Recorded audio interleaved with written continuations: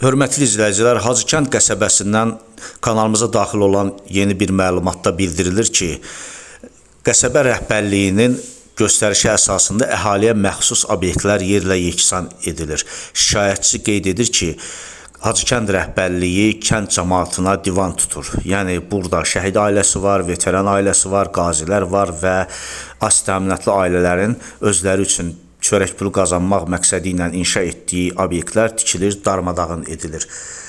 Və təbii ki, sənəd məsələsində əlbəttə ki, bizim məlumatımız yoxdur bu məsələ ilə bağlı ki, burada tikilən obyektlər nə dərəcədə qanuna uyğun şəkildə tikilib, nə dərəcədə reestr və s. əlaqədar qurumların razılığı əsasında inşa olunub. Hər halda görünən odur ki, əhalinin ayrı-ayrı banklardan küllü miqdarda kredit götürərək obyekt inşa ediblər və bugün həmən ərazidə yerləşən obyektlər sözün əsl mənasında sökülərək onlar aradan götürülür, yəni tikililər aradan yox edilir.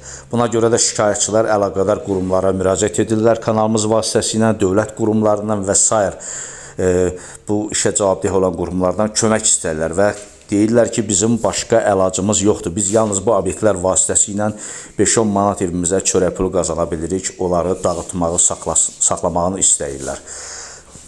Biz də kanalımız adından məsələnin sülh yolu ilə qaydasına qoyulmağını xahiş edirik. Yayımı bəyəni paylaşmağınızı da xahiş edirik sizdən.